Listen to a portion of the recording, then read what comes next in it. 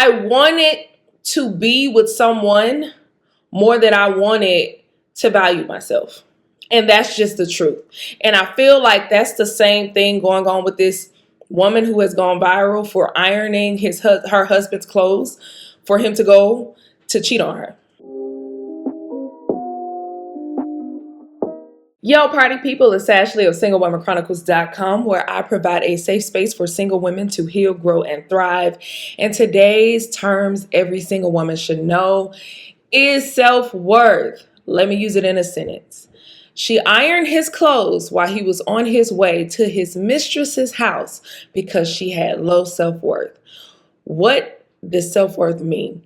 Self-worth is how you evaluate yourself, your value, internally and externally. Okay? So right now, going viral is the clip from the Dear Future Wifey podcast of the couple that is talking about when the man cheated early in their marriage, the first 5 years. I watched the full video because a lot of people are making judgment and they only saw the clip and they only watch Dear Future Wifey's clips. They don't listen to the full episodes. It's like it's clickbait, you know.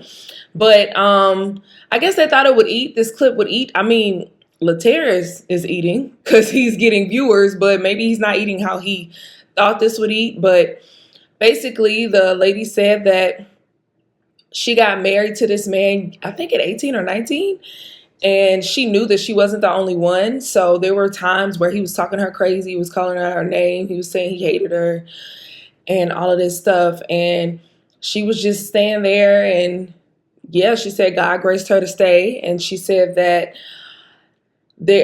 God's voice was louder than his voice. And she said that there was a moment where he would be going out to cheat, and she knew he would be going out to cheat. So she would iron his clothes and be a good wife because the Bible says you're supposed to submit to your husband. And she said that every time she tried to leave, something would make her stay. All right. That's what she said. Now, I am a Christian, and I am also someone who has dealt with low self-worth. Okay? I also read my Bible. And what my Bible does say is adultery is God permits divorce if there's adultery. God says you can leave if there's adulterous behavior. I also think that when you are dealing with low self-worth, that negative voice is louder than any other voice. And at the time, she said that she didn't have a relationship with God, and she also said that she wasn't saved. So she says she got saved, and that's when, because at first she would try to fight these women that he was around, etc. But then she says she just became a good wife. Here's my thing. Scripture also says that what God put together, let no man tear apart. I do not think that God will put you in a marriage like this. She chose this. Now, to her defense, she did say she would not suggest this. My thing is this.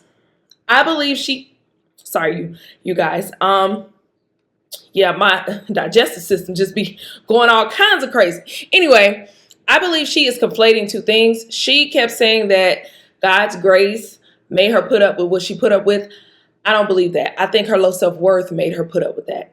Again, self-worth is how you value yourself. And if you do not value yourself highly, you will believe that you deserve or you can only get certain things. Low self-worth pushes you to not want to be alone because you need validation from others because you cannot validate yourself.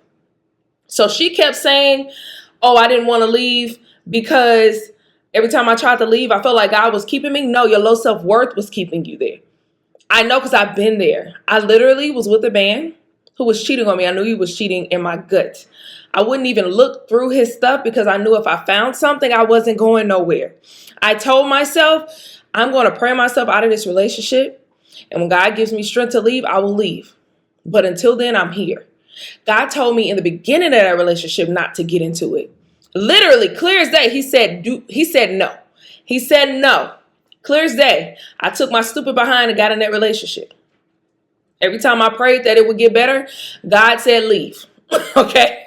God said leave. But my self-worth was so low, and he caught me at such a desperate time that I wanted to be with someone more than I wanted to value myself. And that's just the truth. And I feel like that's the same thing going on with this woman who has gone viral for ironing her husband's clothes for him to go to cheat on her. I believe it's low self-worth. And you can't tell me no different. You can't put that on God. I just don't think you can do that, right? And it's painting this narrative that Christians are gullible, we're dumb, and we're stupid, and that's just not the truth.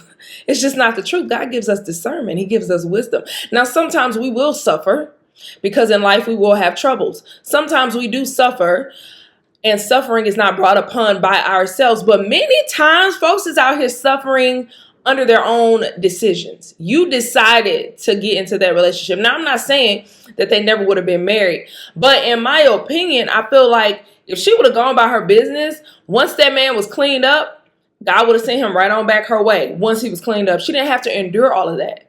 She did that. She decided that. The other thing is, I hate how it's giving Dear Future Wifey a bad rep. Like a whole bunch of people are now saying, oh, his podcast is pushing suffering. I'm like, y'all are tripping. Literally, Dear Future Wifey, I had lost hope that there were attractive Christian men who wanted to get married and to settle down, and that a lot of people were just out here settling. That podcast brought my hope back because there are so many couples who love God, found each other, and their relationship is healthy.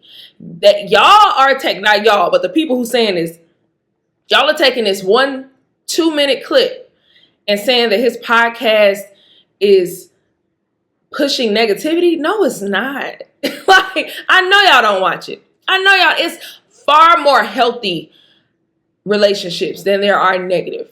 Far more boring, quote unquote, episodes because of how peaceful a marriage is than there is negative one. So y'all can miss me with that. But the risk of having low self-worth is that you will put up with way more than you should. You will also stay way longer than you ought to. So that's why you need to build your self-worth. And that's why it is very important to understand how self-worth works. And a great way to build self-worth is to focus inward. Focus inward. Stop comparing yourself to other people. Get some therapy and focus on who you are and start to point out things about yourself that you love. And this can be challenging because we're our biggest critics, right? So if you're a person who is constantly negative towards yourself, you constantly have negative thoughts, I need you to write those thoughts down and write opposite those thoughts. So if you're thinking, oh my God, I'm so fat, you need to cross that thought out and be like, oh my God, my body is beautiful. If you think, oh my God, I'm so ugly, I'm so unattractive, you need to cross that thought out. Oh my God, I am so beautiful and wonderfully made. I don't care. You got to fake it till you make it. That's how you overcome self-worth. The reason you're staying with that cheating man is because your worth is low. And guess what happened to me in my relationship? I knew that man was cheating on me. I did not go let him cheat in peace. I wasn't ironing no clothes. I definitely wasn't ironing no clothes. And I definitely wasn't making it peaceful for him. I was making it very chaotic. I had an attitude all the time. Like, I wasn't doing, he would say little stuff. I would just start arguing. Because I ain't had no peace, you ain't had no peace. I ain't had no peace because you cheating on me, you ain't gonna have no peace. But I knew I needed to leave. But again, my self-worth was so low, I didn't know how to get up out of there. So I prayed myself up out of there. And finally, when I got the strength to leave, I left. I left because I stopped focusing on pleasing him and what he was doing. And I started focusing inward on me and God giving me the strength. And he gave me the strength to leave. So if you are in a relationship and you feel like you are too weak to leave, stop focusing so much on what he got going on and how he's cheating on you. Stop confronting that man if you're not going to leave. Let that man cheat in peace if you're not going to leave. I know you think it sounds crazy, but my thing is you're wasting energy on something. And you're also telling him you have permission to continue cheating on me because all I'm going to do is yell at you and fuss at you. I'm not going anywhere. That's what you're doing. So just stop. Be real quiet. Focus inward. Get your strength. And when it's time to go, leave. When I left that relationship, it was 3 days before Christmas. And literally, I just said, yeah, I'm good. I'm done. Nothing had happened crazy. I didn't find out anything. No proof fell in my, nothing happened. I just was ready to go. I knew I had the strength at that moment and I left. And that's it. So get that self-worth up. That's it. My name is Ashley of Single Woman Chronicles. Again, I provide a safe space for single women to heal, grow, and thrive. If you are struggling to get out of a relationship with that cheating man, look at the link in the bio. Get my book, How to Ex Your Ex, the guide to getting past unhealthy relationships. Because if you like, I don't know where to start, that's going to give you the tips on where to start, okay? Click the link in my bio. All right, y'all. Until next time. Bye.